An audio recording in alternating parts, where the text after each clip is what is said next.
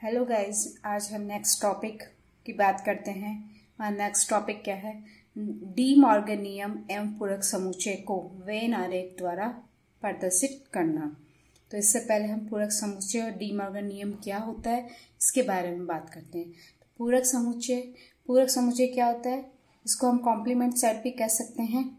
You एक सार्वत्रिक समुच्चय है। ए यू का उप समुच्चय है। सारे समुच्चय यूनिवर्सल सेट है यू, और ए यू का उप समुच्चय यानी सब सेट है। तो ए का पूरक समुच्चय यू के उन अवयव का समुच्चय है जो ए के अवयव नहीं है। यानी कि हम ये आपको कह सकते हैं सिंपल वे में कि आपके पास यू में से अगर आप ए को माइनस कर दो तो आपके पास पूरक समुच्चय आ जाएगा।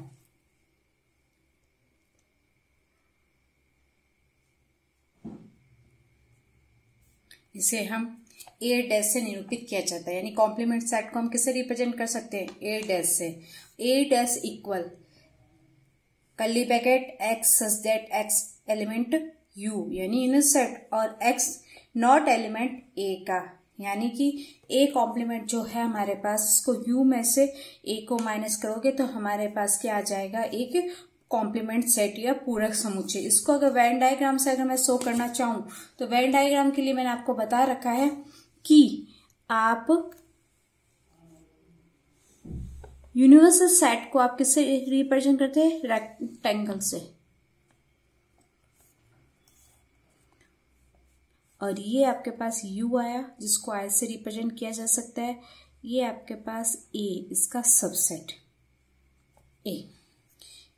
अब मैंने क्या लिखा? ए कॉम्प्लीमेंट ज्ञात करने के लिए हम क्या करें? यू में से ए को लेस करना है, तो यू में से ए को अगर छोड़ दिया तो हमारे पास कौन सा पोर्शन बचेगा? पूरे यू में से इस ए वाले पोर्शन को छोड़ने पर हमारे पास केवल बाहर वाला पोर्शन बचेगा। ये वाला पूरा हमारे पास बचेगा। तो हम इसको क्या बोल सकते हैं? A dash. यानी कि मैंने क्या किया?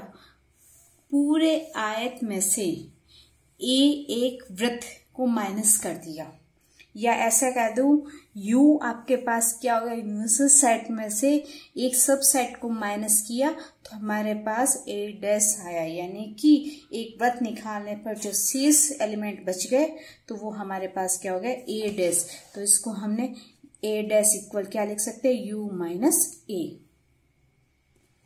इसी में हम अगर बात करें डी मॉर्गन लॉ की, तो डी मॉर्गन नियम क्या है? दो समुच्चयों के सम्मिलन का पूरक उनके पूरक समुच्चय का सर्वनिष्ठ होता है। दो समुच्चय मैंने ले लिए ए और बी के सम्मिलन यानी यूनियन का पूरक यानी कॉम्प्लीमेंट, ये आपके पास इक्वल किसके होता है? उनके पूरक समुच्चय का सर्वनिष्ठ। यानी पूरक समुच्चय ये हो गया ए डैश, यानी कि जो दो सेट थे हमारे पास ए और बी, उनका पूरक क्या होगा? ए डैश और बी डैश। इसका सर्वनिष्ठ इंटरसेक्शन लेना है तो इसको हम क्या लिख सकते हैं? ए यूनियन बी का होल डैश इक्वल ए डैश इंटरसेक्शन बी डैश। अगर इसी को वेन डायग्राम से अगर मैं शो करना चाहूं तो पहले ए यूनियन बी की बात करते हैं। ए यूनियन बी की बात अगर हम करेंगे तो हमारे पास क्या आएगा? एक आयत के अंदर हमने दो सबसेट बनाए जो ए और बी है, और ये मेरे पास क्या है? यूनिवर्सल सेट है। ए और बी का यूनियन यानी कि ये पूरा का पूरा आएगा।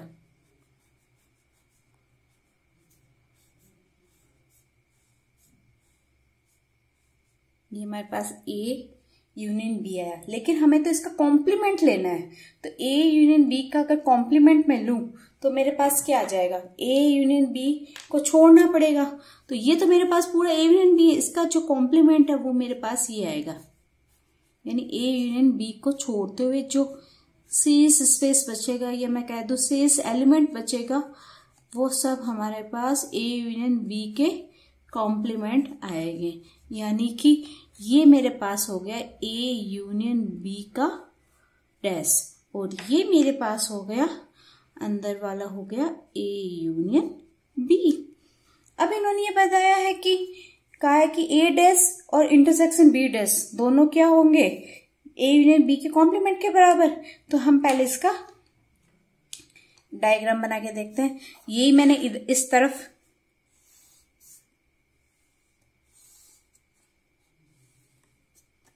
ये मैंने बनाया ए, पहले केवल ए की बात करते हैं। ये मैंने ए बना लिया। अगर मैं इसको ए बनाऊंगी तो ये मेरे पास क्या है, ए डैश अगर मुझे ज्ञात करना है तो ए डैश ज्ञात करने के लिए मेरे पास ये सारा पोर्शन क्या हो जाएगा,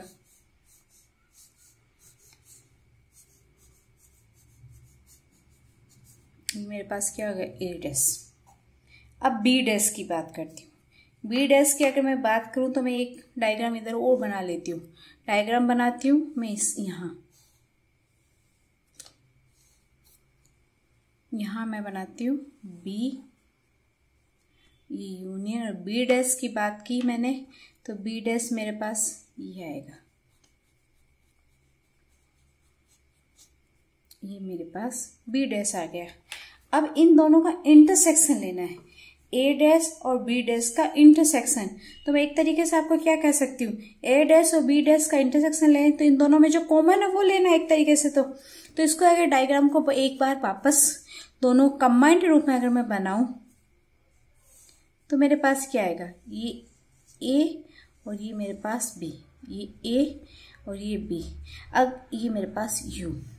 ए डैश की बात की तब मेरे पास क्या था, ए को छोड़ना है, यानी कि ये वाला पोर्शन पूरा का पूरा मेरे पास क्या आ गया, ए डैश आया था। और जब बी की बात की तो बी वाले पोर्शन को छोड़ना है, बी वाले पोर्शन को ये छोड़ेगा तो यानी कि ये पूरा मेरे पास क्या आ जाएगा, बी वाला पोर्शन छोड़ना है तो मेरे पास ये जो आ रहा है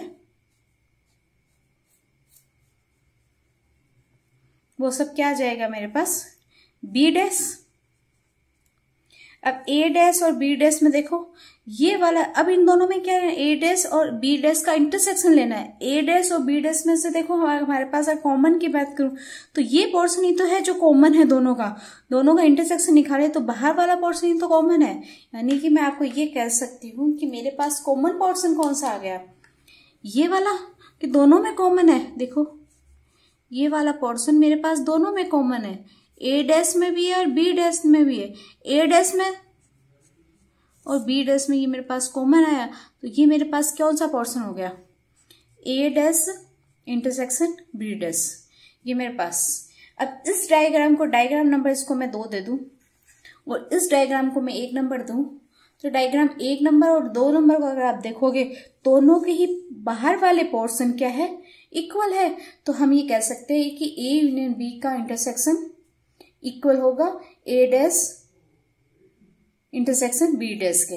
यानी ए यूनियन बी का अगर मैं कॉम्प्लीमेंट निकालूं तो भी किसके बराबर हो जाएगा, ए के कॉम्प्लीमेंट और इंटरसेक्शन बी के कॉम्प्लीमेंट के।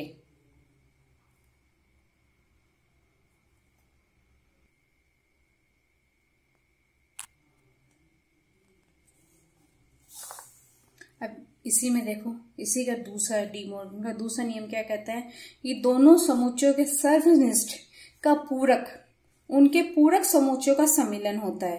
यानी 2 समुच्चय लिए ए और बी, इनका सर्वनिष्ठ का पूरक, उनके पूरक समुच्चय ए डैश और बी डैश का यूनियन के इक्वल होगा। इस डायग्राम को अगर वेन डायग्राम से हम देखना चाहें इसको तो हमारे पास क्या आएगा, देखो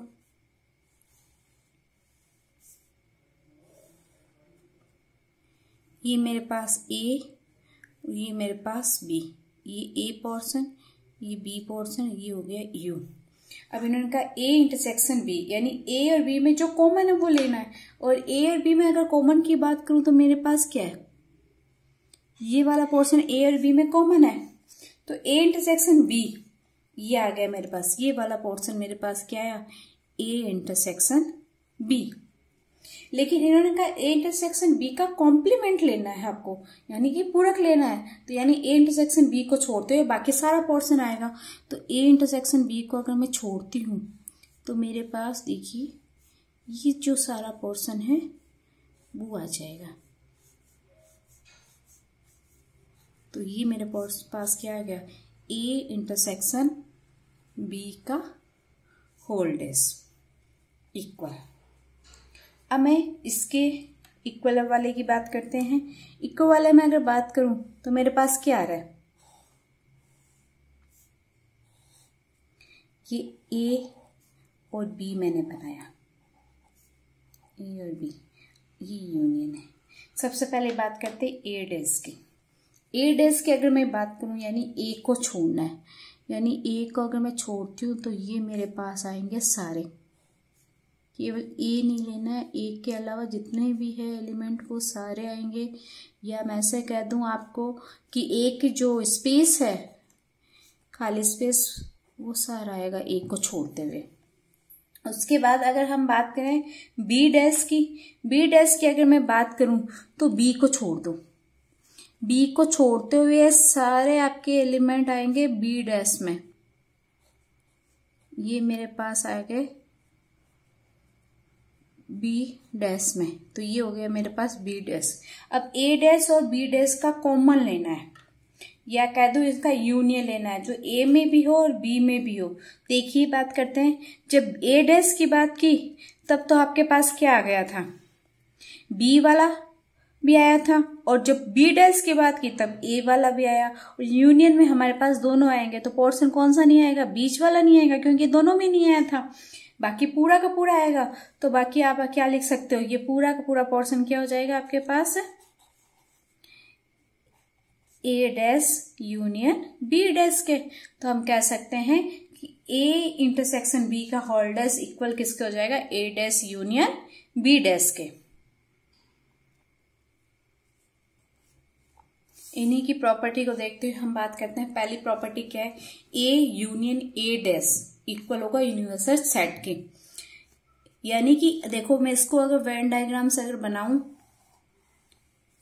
तो मेरे पास क्या आया था, ये मैंने ए बताया था आपको, और ये मैंने बाहर वाला, इसको अगर ए को छोड़ दे तो ये ए डैश था हमारे पास, जबकि पूरा आपके पास रेक्टेंगल कितना था, यू का। यानी कि ए डैश और ए का सम्मिलन रूप भी तो क्या हो गया, यूनिवर्सल सेट हो गया। इसको हम क्या कह सकते हैं कि हमारे पास यूनिवर्सल सेट की बात करूंगी तो ये पूरा मेरे पास पोर्शन क्या आ जाएगा, एक यूनिवर्सल सेट का, क्योंकि ए और ए डैश को मिलाएंगे। क्योंकि हमने आगे बात की थी कि ए डैश कैसे ज्ञात करते हैं, यू माइनस ए से, यही तो है। अब माइनस ए को इधर ले आऊं तो ए डैश प्लस ए कितना हो जाएगा, यू के। तो यानी यूनिवर्सल सेट ज्ञात करने के लिए हम क्या करेंगे, ए डैश और ए को हम क्या कर देंगे, आपस में मिला देंगे, तो यूनिवर्सल सेट हो जाएगा। अब इसी में सेकंड क्या है हमारे पास, A intersection A dash equal क्या होगा, एक फाई के बराबर। तो इसको मैं वेन डायग्राम से अगर शो करूं तो मेरे पास क्या आएगा, ये मैंने बात की थी, ये ए होता है, इस सर्किल को छोड़ते हुए बाकी जो स्पेस बचेगा वो ए डैश का होगा, और पूरा रेक्टेंगल मेरे पास किसका होगा, यू का। अब ए ये और ए डैश ये बाहर वाला, इनमें इंटरसेक्शन निकालना है। क्या इन दोनों में कोई चीज कॉमन आ रही है, नहीं आ रही है, तो क्या हो गया हमारे पास सेट खाली। तो हम कह सकते हैं ए इंटरसेक्शन ए डैश इक्वल क्या हो गया, फाई के। अब इसी में डी मॉर्गन लॉ हमने पढ़ा था, उसमें हमने क्या किया था, ए यूनियन बी का होल डैश इक्वल क्या होता है, A dash intersection B dash. इसका डायग्राम मैं पहले बता चुकी हूँ आपको। और A intersection B dash, sorry A intersection B का होल डैश अगर बात करूं तो A dash union B dash था हमारे पास। इसी में अगला द्विपूरक नियम। द्विपूरक नियम क्या होता है कि कॉम्प्लीमेंट, उसका कॉम्प्लीमेंट ज्ञात करना, हमारे पास क्या हो जाए, द्विपूरक नियम। अब इसको भी अगर क्या दे रखा है, ए डैश यानी ए का कॉम्प्लीमेंट, कॉम्प्लीमेंट का कॉम्प्लीमेंट किसके बराबर आएगा, ए के बराबर। और इसी को हम वेन डायग्राम से अगर मैं करूं तो वेन डायग्राम से करने पे मेरे पास क्या आ रहा है, ये मेरे पास ए है, ये पूरा कंप्लीट रेक्टेंगल है, वो मेरे पास क्या है, यू। ए डैश मैंने पहले बताया था कि ए के वाले पोर्शन को छोड़ देंगे तो ये मेरे पास क्या हो जाएगा, ए डैश। अब इस ए डैश का कॉम्प्लीमेंट, यानी अब इस ए डैश का कॉम्प्लीमेंट ज्ञात करती हूं अगर मैं, तो ए डैश को छोड़ना है। अगर ए डैश को छोड़ती हूं तो मेरे पास क्या बच जाएगा, वापस ए तो बचेगा।